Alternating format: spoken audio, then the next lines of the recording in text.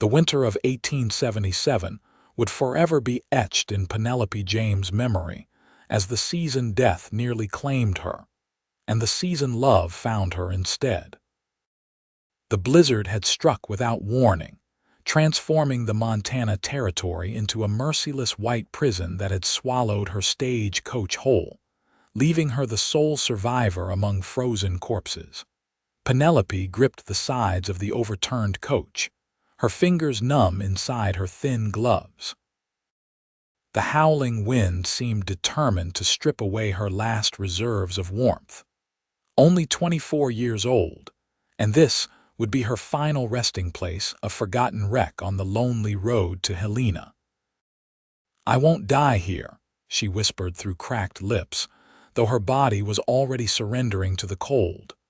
Her eyelids grew heavy as the numbing peace of hypothermia beckoned her toward an eternal sleep. Just a quick rest, her weary mind reasoned, then she would continue. The faint sound of hoofbeats melded with the wind, seeming more hallucination than reality.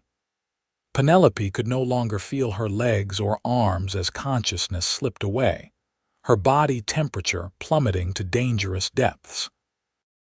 Her final thought before darkness claimed her was of the warmth of her family's hearth back in Boston, a warmth she would never feel again. When consciousness flickered back, it came in disorienting fragments. Strong arms lifting her rigid form, a deep voice cursing at the biting cold. The sensation of movement as her unresponsive body was maneuvered onto a horse. Then nothing again. Weston Keller had been trailing the stagecoach route looking for strays from his herd when he spotted the wreckage. 28 winters in the West had taught him to expect the worst, but nothing prepared him for the grim scene. Driver and guard frozen solid, passengers inside already stiff with death. All except one. The woman was barely alive, her skin blue-tinged and cold as the surrounding snow. Her body was cold and stiff. The cowboy wrapped her in his coat and whispered, "Not today." His warm breath created a small cloud as he spoke the words with fierce determination. Death had claimed enough victims this day it wouldn't take her two. His ranch was closer than town, a gamble he had to take. Mounting his horse with the woman secured against his chest, he urged his stallion forward through thigh-deep snow, his own body now exposed to the killing cold. The journey was a battle against time and nature, his horse struggling through drifts while the stranger in his arms remained terrifyingly still. The ranch house appeared through the blinding snow like a beacon of salvation. His foreman, Thomas, rushed out at the sound of his approach. "Get Doc Miller," Weston shouted over the wind, "and stoke the fire hot as hell." Inside, Weston laid her gently on the bearskin rug before the roaring fireplace. Her clothes were frozen stiff, crusted with ice and snow. "Miss, can you hear me?" he asked, patting her pale cheek. No response. With grim resolve, Weston began the delicate task of removing her frozen outer garments. Propriety demanded he look away, but survival demanded otherwise. He worked quickly, wrapping her in warm blankets, rubbing her hands and feet to stimulate circulation. Her face remained motionless, eyelashes frosted like delicate crystal sculptures against her cheeks. "You're gonna live," he told her firmly, as if his words alone could command it. "I didn't haul you through that hell just to lose you now." Hours passed with Weston maintaining his vigil, replacing cold compresses with warm ones, monitoring her pulse faint but persistent. When her eyelids finally fluttered open, revealing striking amber eyes, his relief was so profound he nearly collapsed beside her. "Where?" Her voice was barely audible, cracked and dry. "My ranch, about 15 miles east of where I found you. The stagecoach overturned." Weston offered a tin cup of water to her lips. "Careful now, just sips." Her eyes widened with sudden realization. "The others?" Weston looked away, his silence answer enough. Tears welled in her eyes, though the cold had left her too dehydrated to actually cry. "I'm alive." "Yes, madam," though it was a near thing. When she tried to sit up, her body rebelled, muscles stiff and unresponsive. Weston gently eased her back down. "You need rest. Doctor's on his way, but this storm might slow him down." "Thank you," she whispered. "I'm Penelope James." "Weston Keller." He nodded, suddenly awkward now that his patient was conscious. "This is my ranch, doctor." Miller arrived the following morning, his buggy nearly buried in snow drifts. After examining Penelope thoroughly, he delivered his verdict. "Frostbite on the toes and fingertips, but nothing needs amputating if we're careful. Hypothermia was severe. It's a miracle she survived." He turned to Penelope with a grave expression. "Young lady, you owe this stubborn cowboy your life." "I know," she replied softly, her gaze meeting Weston's across the room. Over the next days, Penelope's strength gradually returned. The bunkhouse cook, an elderly man named Hank, took personal offense at her condition and prepared rich broths and hearty stews to put meat back on those bones. Weston's housekeeper, Mrs. Abigail Peterson, tended to Penelope's personal needs and provided clothing that, while too large, served until her trunks could be recovered from the wreckage.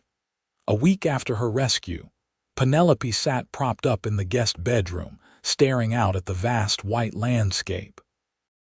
Weston knocked softly before entering with a tray of food. "Mrs. Peterson's down with a cold, so you're stuck with my serving skills today," he explained, setting the tray across her lap. "You've already saved my life. Now you're waiting on me too," she smiled, color finally returning to her face. "I'm becoming quite the burden." "No burden," he shrugged, standing awkwardly by the bedside. "Mind if I ask what brings a Boston lady out to Montana Territory in the dead of winter?" Penelope's smile faded. "My father passed away 3 months ago. He left debts, many debts. Our home in Boston was seized, along with most possessions." She looked down at her hands, still red and tender from frostbite. "I have an aunt in Helena. She's offered me a position teaching at her school." Weston nodded, understanding the desperation that drove people westward. "You still planning on making it to Helena once you're healed up?" "I have nowhere else to go," she admitted. That evening, Weston sat at his desk writing letters, one to the stage company informing them of the accident, another to the marshal about recovering the mail and personal effects. Outside, the blizzard had finally subsided, revealing a crystalline landscape beneath a sky scattered with stars. The temperature had plummeted further, making the timber walls of the ranch house creak and groan. A soft noise drew his attention. Penelope stood in the doorway, wrapped in a blanket, swaying slightly on unsteady feet. "You shouldn't be up," he said, rising quickly to offer support. "I couldn't sleep," she confessed. "Every time I close my eyes, I'm back in that coach, watching the others fade away." Weston guided her to a leather armchair near the fireplace. "That'll haunt you for a spell. Seen it before in men who have survived when others didn't. How do you bear it? You honor them by living well with the time they didn't get." He stoked the fire, adding another log. The flames cast dancing shadows across his weathered face.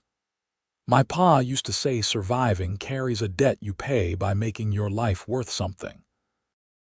Penelope studied him, the strong profile, the hands rough from years of hard work, the eyes that revealed more compassion than his gruff manner suggested.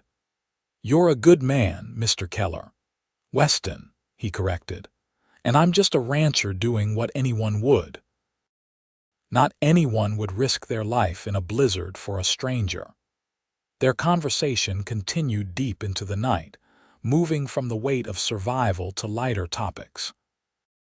Penelope spoke of Boston's crowded streets and cultural refinements, while Weston described the freedom and challenges of ranch life. They discovered a shared love of literature. She had taught literature briefly at a ladies' seminary, while he had a surprisingly extensive library accumulated during lonely winter evenings. As January gave way to February, Penelope regained her strength. She insisted on contributing to the household, helping Mrs. Peterson with mending and cooking once she was able. The ranch hands, initially awkward around the educated Eastern lady, soon warmed to her genuine interest in their work and her quick wit. Weston found himself inventing reasons to be at the house rather than out with his cattle. He took to reading aloud from Dickens in the evenings, Penelope correcting his pronunciation of certain words, both laughing at the cultural divide between them. One clear afternoon, Weston saddled a gentle mare and brought Penelope outside for her first venture beyond the ranch house walls. "I'm not certain I can ride," she admitted, eyeing the horse warily. "Daisy here's gentler than a rocking chair," he assured her, "and I'll be right beside you."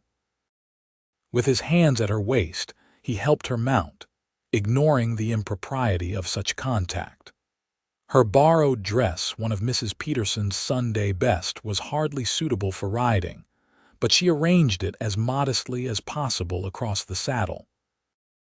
They rode slowly across the snow-covered pasture, Penelope gradually relaxing into the rhythm of the horse's movement.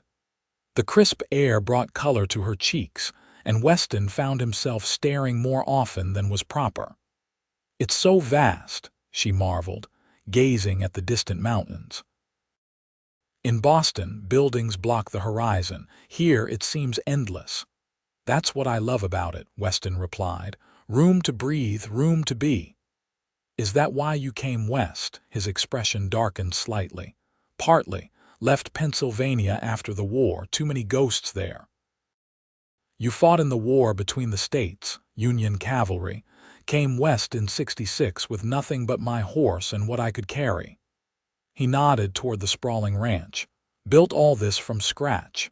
"It's impressive," she said sincerely. "You should be proud." As they crested a small hill, Weston pointed to a grove of bare-branched cottonwoods along a frozen creek. "Come spring, that whole area blooms white. Prettiest sight in the territory."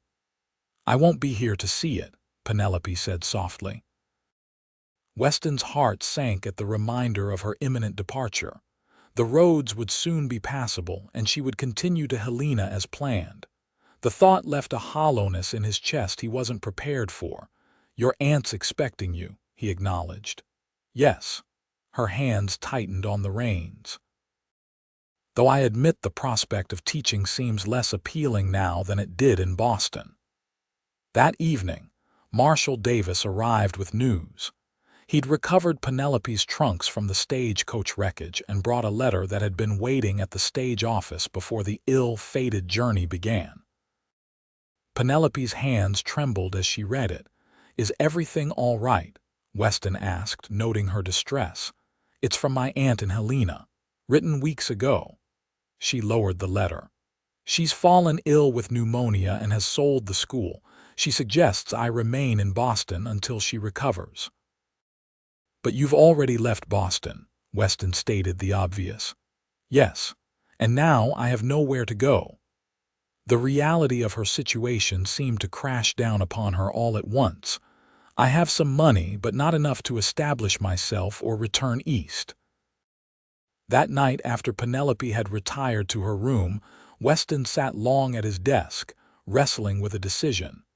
When morning came, he approached her with uncharacteristic nervousness.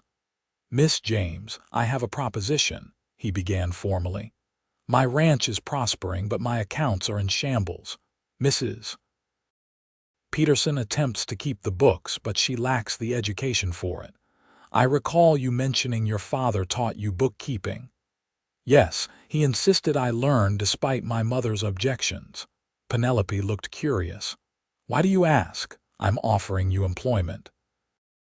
Room, board, and wages to manage the ranch accounts and correspondence." He rushed on before she could respond. "It's proper work for a lady, and Mrs. Peterson would ensure all proprieties are observed. Hope flickered in Penelope's eyes. "You're not offering this out of pity, are you, Mr. Keller?" "Weston," he corrected automatically. "And no, it's purely selfish. I need someone with your skills, and finding such a person in these parts is near impossible." It was partly true.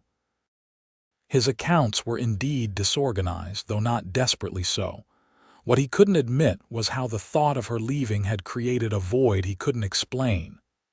"Then I accept," she said, extending her hand to shake his. "Though I warn you, I'm very thorough. You may regret hiring such a taskmaster." His large hand enveloped her smaller one, still bearing the healing marks of frostbite. "I doubt that very much, Miss James." "Penelope," she corrected with a smile. As February thawed into March, Penelope transformed Weston's chaotic office into an efficient operation. She organized years of receipts, created proper ledgers, and wrote articulate letters to cattle buyers that resulted in better prices for his stock.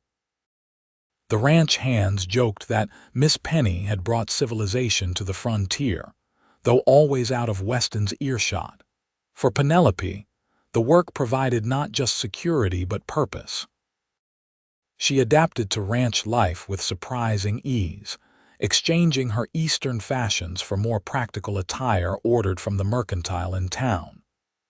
Mrs. Peterson took her under wing, teaching her to make soap, preserve food, and identify useful wild plant skills a Boston lady had never needed. Weston watched her transformation with quiet admiration. The fragile woman he'd rescued from the snow had become confident and capable, her natural intelligence finding new applications in this harsh land. Yet he maintained a careful distance, conscious of her vulnerability and his position as her employer. One evening in late March, Penelope found Weston on the porch, staring at the first green shoots emerging from the melting snow. "Spring arrives at last," she commented, joining him at the railing. "Busiest time on a ranch, calving season's almost upon us." "Will you need my help?" He glanced at her, surprised. "It's hardly ladies' work." "I'm not much of a lady anymore," she laughed.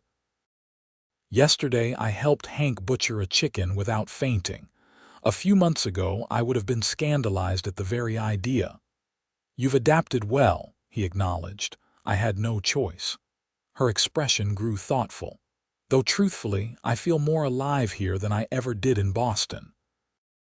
There I was always someone's daughter or potential wife, defined by social constraints. Here I'm just me." Weston turned to face her fully. "And who is that? Who is Penelope James when she's not defined by others?" The question caught her off guard. She considered it carefully before answering. "Someone stronger than she knew. Someone who wants to build something meaningful. Someone who—" She hesitated, then continued more softly. "Someone who's no longer certain the life she planned is the one she wants." Their eyes met in the gathering dusk, an unspoken current passing between them. Weston took a half-step closer, then checked himself. "It's getting cold. We should head inside." The moment passed, but something had shifted between them, a recognition neither was ready to acknowledge. Calving season arrived with its demanding schedule. Weston and his men worked around the clock, checking pregnant heifers, assisting with difficult births, and protecting vulnerable newborns from predators. Penelope insisted on helping despite Weston's initial reluctance. "You need every pair of hands," she argued. "I've been studying your veterinary books.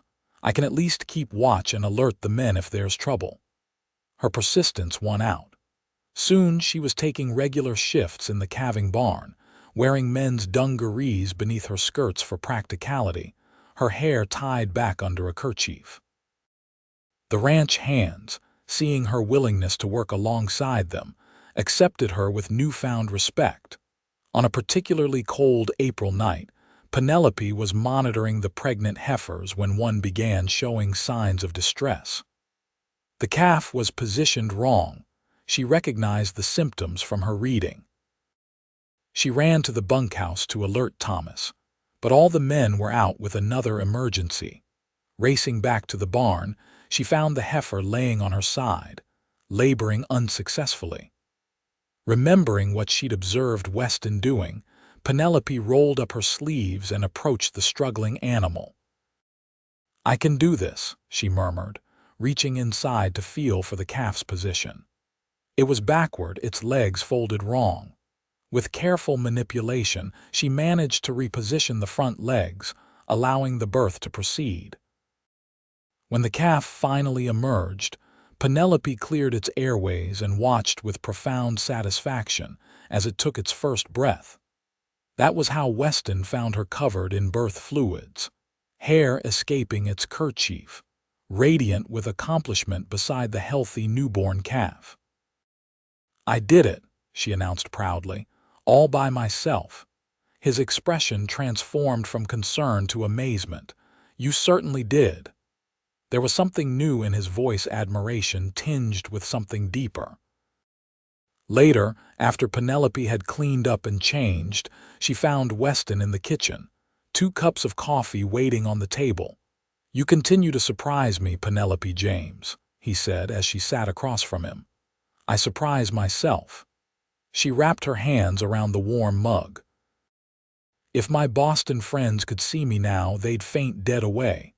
Do you miss it, that life?" She considered the question honestly. "I miss certain comforts, hot baths, concerts, libraries," she smiled. "But no, I don't miss who I was there. And who are you here?" He echoed her earlier question. "Someone who delivered a calf tonight," she laughed. "Someone who's learning to be useful rather than merely decorative." Her expression grew more serious. "Someone who might be falling in love with this wild country." "And with you," she added silently, the realization both frightening and exhilarating. As April blossomed into May, the ranch transformed. The cottonwoods Weston had mentioned burst into white blooms along the creek. Cattle grazed on fresh green grass, and wildflowers carpeted the hillsides.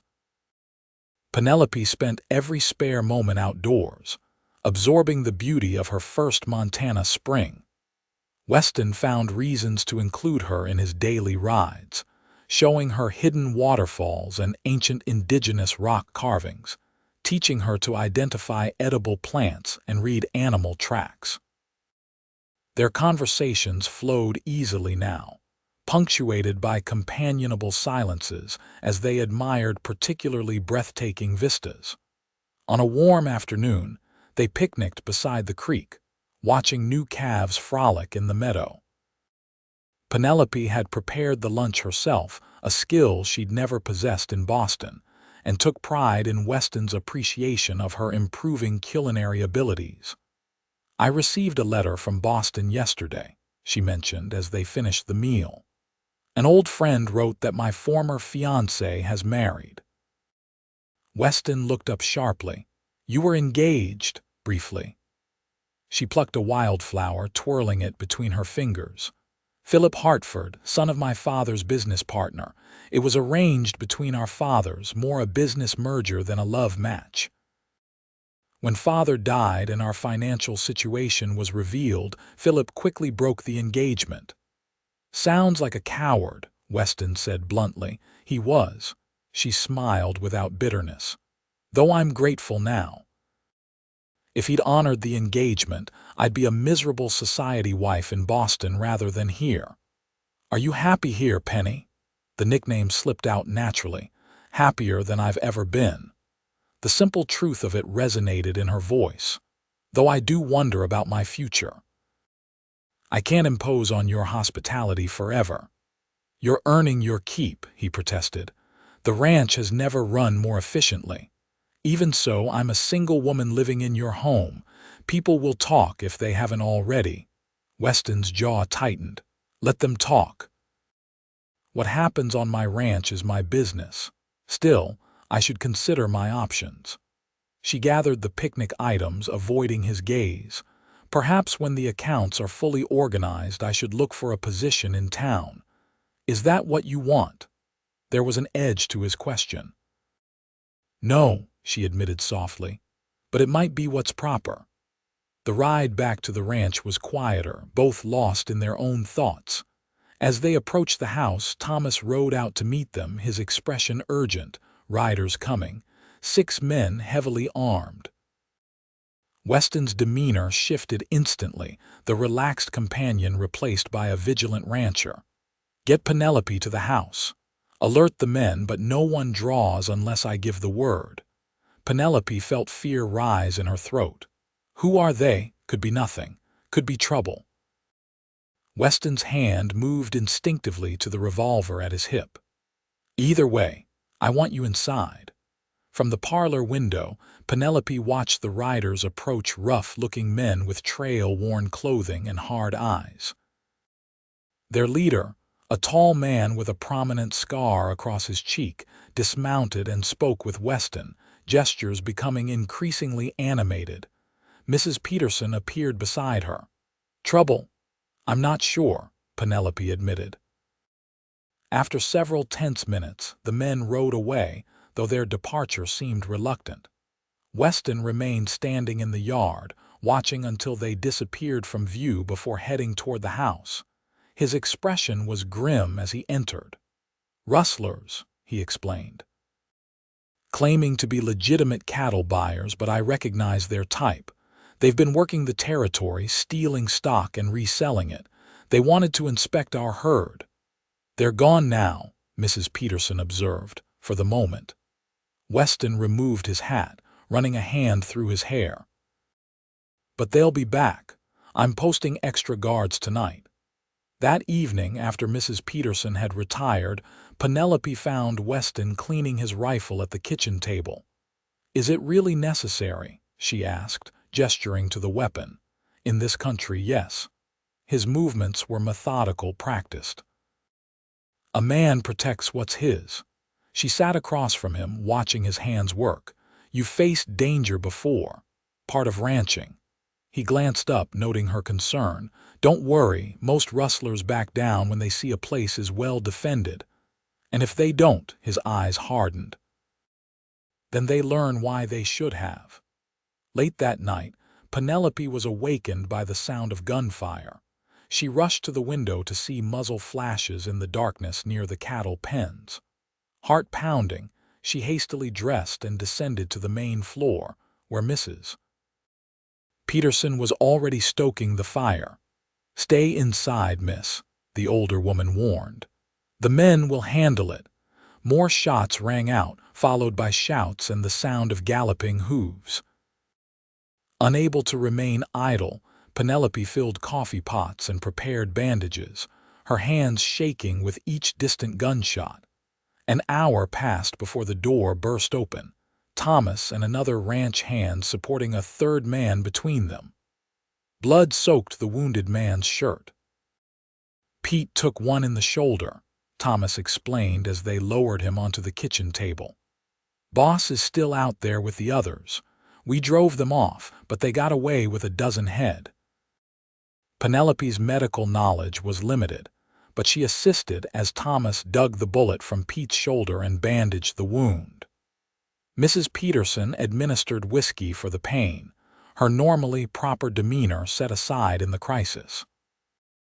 Dawn was breaking when Weston finally returned, his face smudged with gunpowder, a bloody gash across his forearm. You're hurt, Penelope gasped, rushing to examine the wound. It's nothing. Caught some splinters when a bullet hit the fence post beside me. He looked exhausted but alert. How's Pete? Resting. Thomas removed the bullet. Weston nodded grimly. We killed one of the rustlers. The rest escaped, but they won't be back. As Penelope cleaned his wound, her hands gentle but trembling slightly, Weston caught her wrist. I'm sorry you had to experience this. It's not usually so dangerous here. I'm not afraid, she said, though it wasn't entirely true. I was worried for you. Their eyes met, proximity making it impossible to hide the emotion in either's gaze. For a moment it seemed Weston might say something more, but he merely nodded and released her wrist. "You should rest," she told him. "I'll keep watch over Pete." In the aftermath of the attack, security around the ranch tightened. Penelope rarely ventured far from the house without an escort, a restriction that chafed after her previous freedom. The ranch hands remained on high alert, though the rustlers appeared to have abandoned the area as Weston predicted. The incident cast a shadow over the burgeoning spring, reminding Penelope of the harsh realities beneath the territory's beauty. Yet it also revealed something about Weston she hadn't fully appreciated before: his absolute commitment to protecting what he valued. One evening, as May gave way to June, Penelope was sorting mail when she discovered a letter addressed to her. The return address showed her aunt's name in Helena. "My aunt's recovered," she announced after reading it. "She invites me to join her in Helena, though the teaching position is no longer available." Weston looked up from his newspaper, his expression carefully neutral. "Will you go?" The question hung between them, laden with unspoken implications. "I'm not certain." She set the letter aside. "A few months ago I would have said yes without hesitation. Now, he prompted when she fell silent. "Now I've built something here. The work, the ranch, the people, it all means something to me." She met his gaze directly. "You mean something to me." The newspaper lowered slowly. "Penny." "I know it's improper to speak so plainly," she continued, courage mounting. "But that night in the blizzard gave me a second chance at life. I don't want to waste it on conventions and proprieties that keep people from speaking their hearts." Weston set the paper aside and crossed to where she sat, lowering himself to one knee beside her chair. "I've been fighting with myself for months now. You came here vulnerable, dependent on my help. It wouldn't have been right to speak of feelings when you had no real choice but to stay. And now," her heart pounded so loudly she was certain he must hear it, "now you have choices, Helena. Even Boston if you wanted." He took her hand, his calloused fingers enveloping hers. "But I'm hoping you'll choose here, choose this ranch, choose me. Are you proposing, Mr. Keller?" A smile played at her lips despite her racing pulse. Inelegantly, but yes. His thumb traced circles on her palm. "I love you, Penelope James. I think I've loved you since that first night when you opened your eyes and proved my whispered promise wasn't in vain." "What promise?" "When I found you, when your body was cold and stiff, I wrapped you in my coat and whispered, 'Not today.'" His voice roughened with emotion. "Death couldn't have you then, and I don't want to lose you now." Tears welled in Penelope's eyes. "I love you too. How could I not? You gave me more than life that day. You gave me a chance to discover who I really am." His kiss was gentle at first, then deepened with months of restrained longing. When they finally parted, both breathless, Weston pressed his forehead to hers. "I should speak to the pastor in town," he murmured. "Yes," she agreed. "Though we needn't rush. I'm not going anywhere." Their wedding took place in early July, a simple ceremony in the town church followed by a celebration at the ranch that brought together people from across the territory. Penelope wore a dress ordered from Denver, elegant but practical enough for frontier life. Weston, uncomfortable in his formal suit, nevertheless cut a handsome figure that drew appreciative glances from every woman present. The ranch hands had transformed the barn into a festive hall, lanterns hanging from the rafters, wildflowers adorning every surface. Even Mrs. Peterson relaxed her rigid standards to dance a reel with Thomas, much to everyone's amusement. As the sun set, casting golden light across the celebration, Weston led his bride away from the festivities to a quiet spot overlooking the valley. "Happy?" he asked, arms encircling her waist from behind, completely. She leaned back against his chest. "Though I still can't quite believe this is my life now. If that stagecoach hadn't overturned." "Don't think on it," he advised, pressing a kiss to her temple. "We can't know the paths not taken." "True." She turned in his embrace to face him. "I have a wedding gift for you, though it's not something I could wrap." His eyebrows raised in question. "I'm with child," she said softly. "Dr. Miller confirmed it yesterday." Wonder transformed Weston's face. His hand moved to rest gently on her still flat stomach. "A baby, our baby."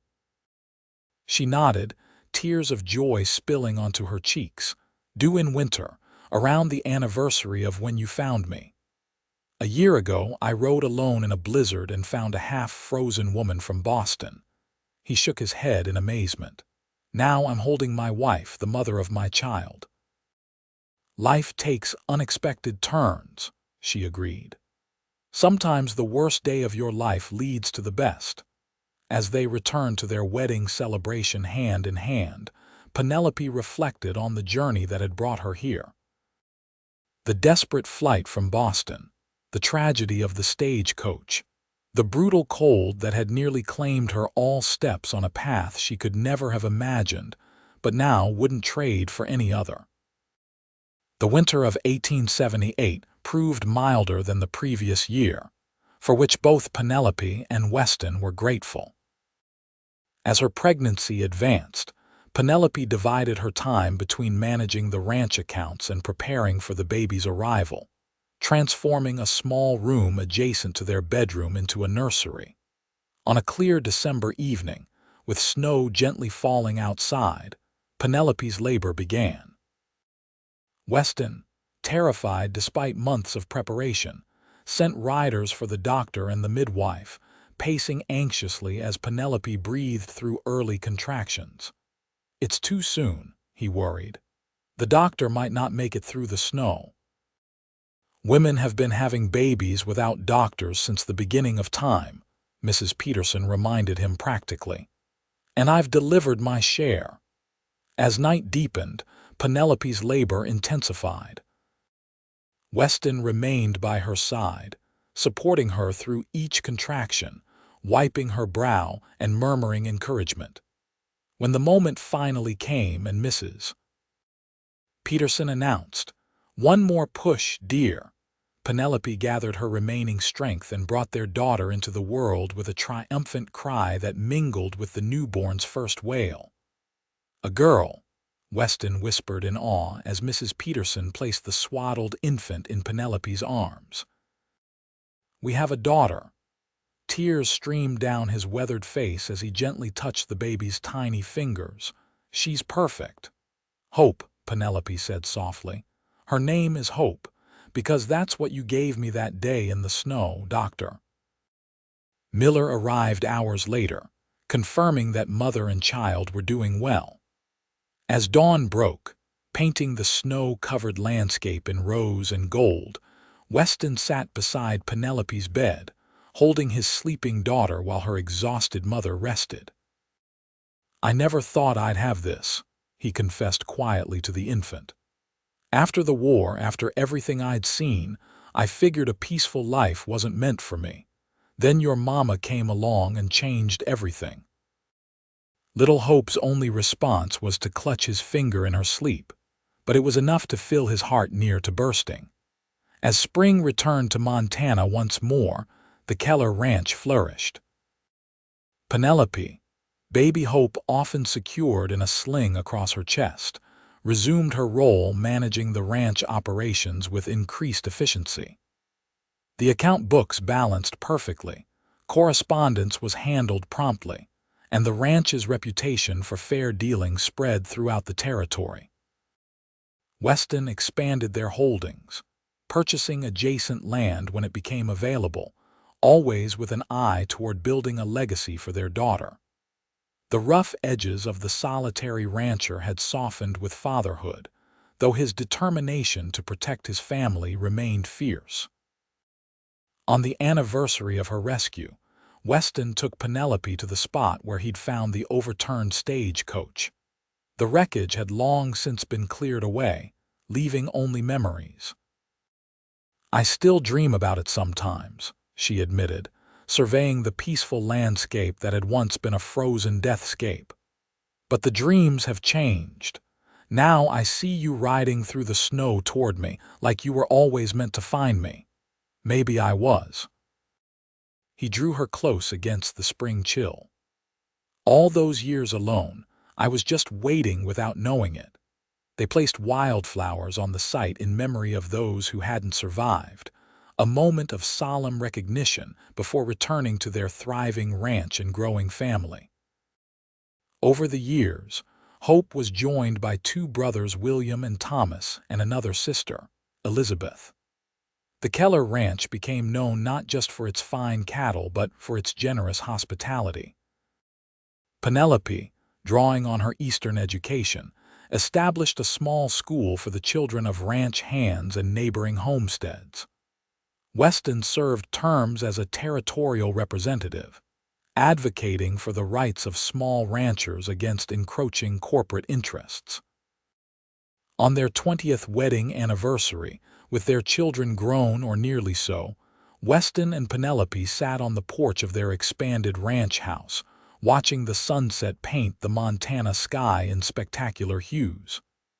"You ever regret it?" Weston asked. "Coming west? Staying here with me instead of returning to civilization?" Penelope's hand found his, fingers intertwining with the familiarity of 2 decades shared. "Not for a single moment. This is where I was meant to be. Even with all the hardships, the blizzards, the droughts, the rustlers. Especially with those." She rested her head against his shoulder. "They showed me my own strength. They showed me yours. They made us who we are together." Inside the house, their youngest daughter played piano, an instrument Weston had hauled 300 miles by wagon as a gift for Penelope's 30th birthday. The melody drifted out to them, accompanied by the voices of their other children and the ranch hands gathered for the anniversary celebration. "We built something good here," Weston observed, pride evident in his voice. "Yes, we did."